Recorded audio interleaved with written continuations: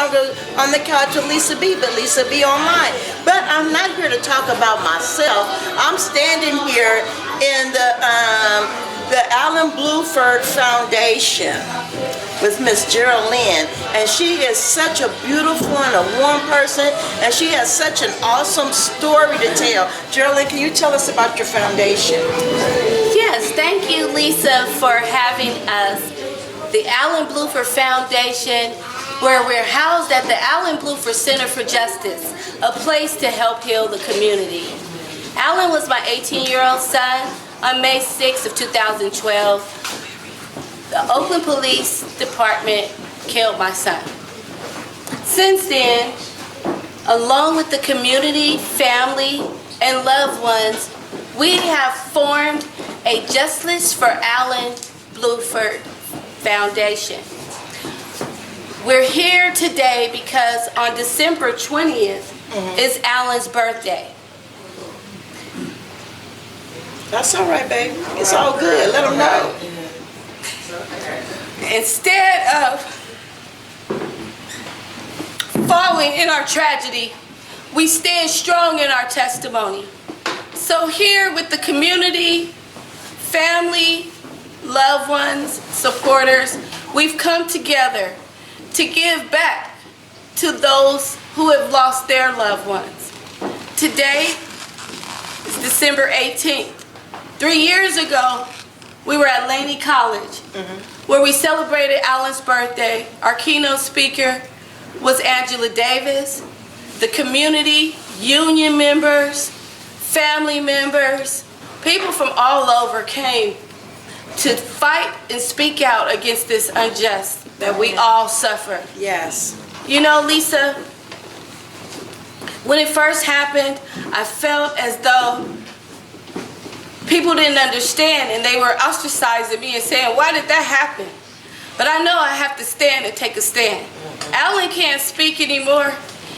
I always carry him in my heart, but I speak for Alan.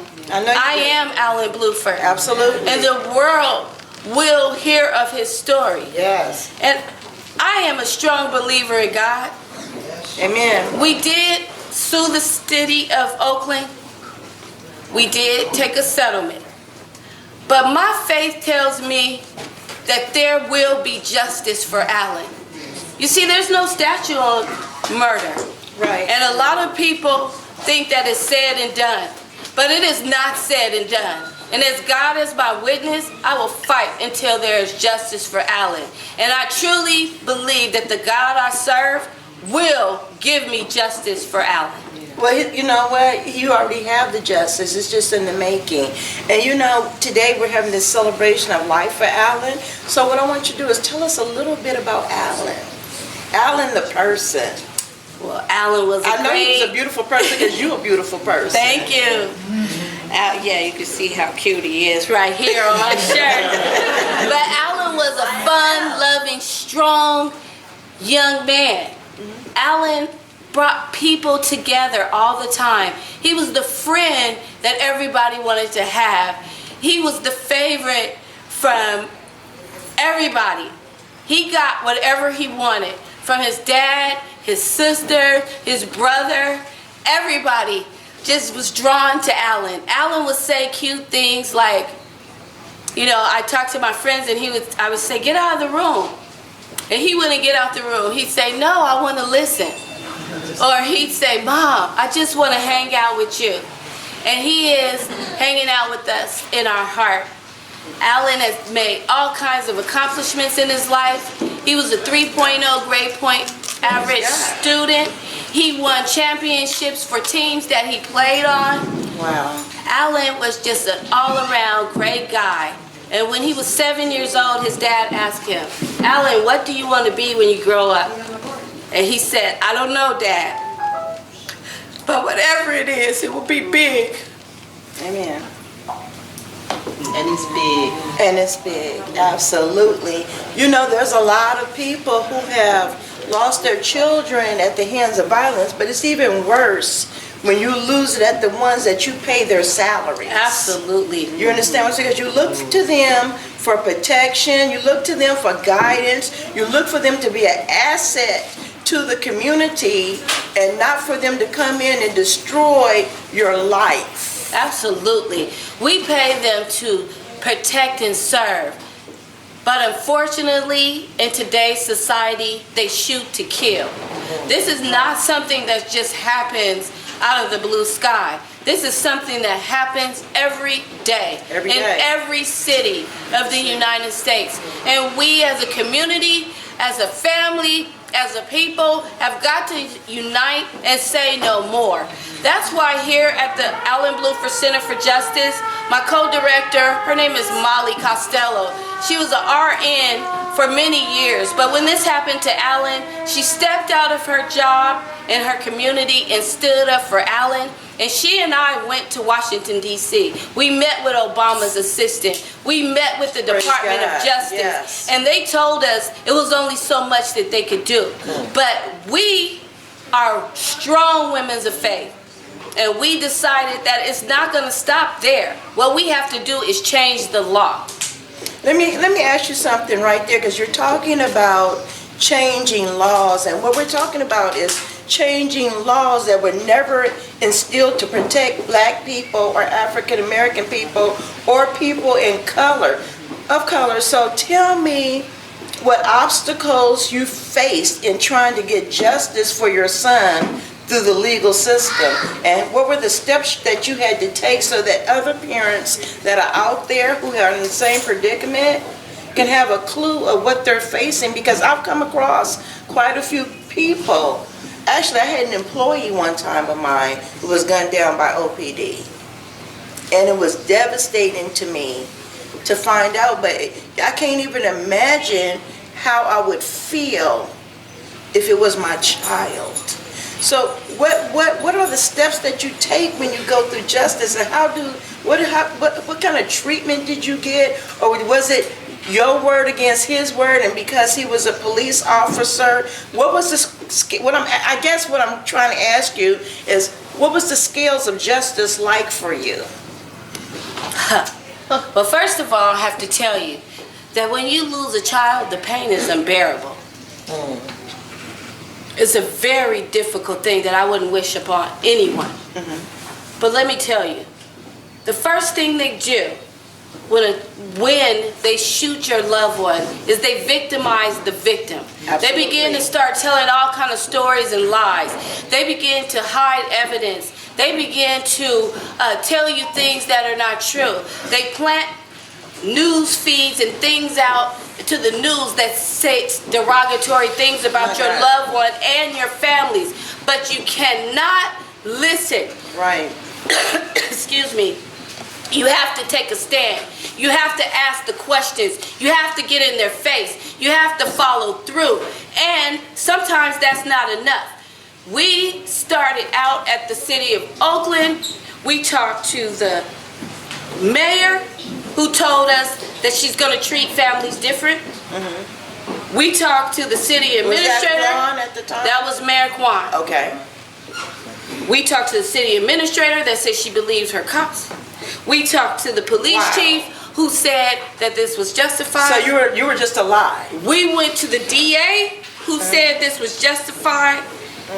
We met with the assistant chief, who said it was justified. But I'm telling you, the God I serve, that he does not take that for granted.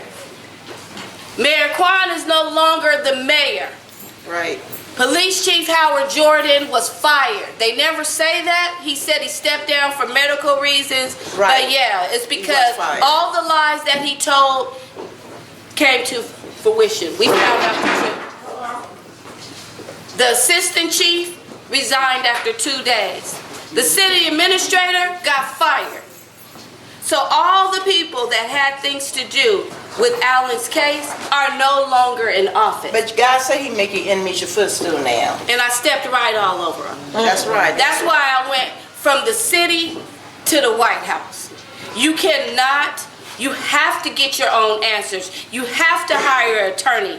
You have to, even if you have to march, even if you have to do speak outs, even if you have to, whatever it takes Do not listen to what they say, because they will lie, they will cheat, they will do whatever they can to make themselves look good, and they will throw you under the bus and victimize the victim, as I said before. But as we know today, Alan's legacy will live on. This is a part of the legacy today. Alan was a giving young man. He worked at Skyline High School. He helped the disabled. He served them. He was best friends with everyone. That's what we want to do. We want to give to those who have the same kind of feelings that we have, that go through the same kind of things that we go through. And, you know. Okay, you know what? Okay, now we're going to wrap up and talk about your healing, because I remember earlier when I talked to you, you talked about being very angry for so long, and you talked about now releasing the anger.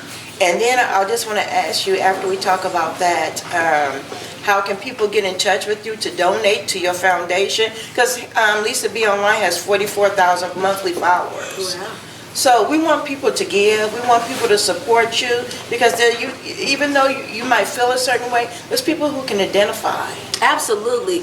I have had the opportunity to travel all over to different states, speaking about Alan's story and speaking about our fight. And, you know, to God be the glory. I get messages and letters, and people reach me and say that I'm an inspiration. For me, that's a little bit like, what, me? Because I can't believe, but Alan's story touches people. So you birthed something out of this. Yes, I did. And the thing is, when it first happened, I was in shock, I was in turmoil, I was in pain. I spent the first year living through anger and sadness. I was mad at everything. I walked in anger, I cried in anger, I talked in anger. I did everything angrily. And this is the 4th birthday without Alan, and I'm tired of being sad. Okay. I just want to celebrate the life of my son. Right. And I don't want to walk around with this upsetness. So now I'm here fighting for justice, and this is a part of my healing. Okay, so how can people donate to you? How can people give to you, and what do you need? Just going to tell people what you need. Well, you can reach me at the Brown-Blueford Center for Justice at 2434 Telegraph Avenue in the city of Oakland, California. We are also on Facebook at the Brown-Blueford Center for Justice.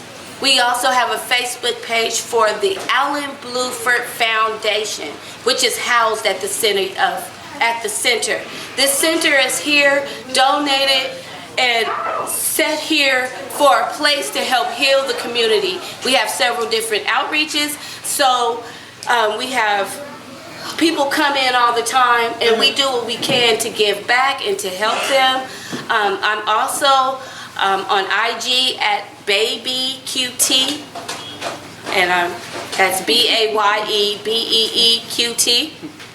And also, again, my name is Jeralynn Brown-Blueford. Our telephone number here is 209-740-9844. Also, I have a wonderful co-director, a family of supporters, and Can you bring just your the commuters. co-director in? Yes, please. I don't know where she is. She's hiding out. She always likes to stay in the back and push me out to talk. But this is a fighter, and she's been fighting for justice all for 3 years with me.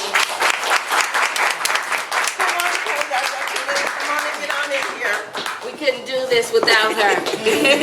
Tell her what you need. And the community.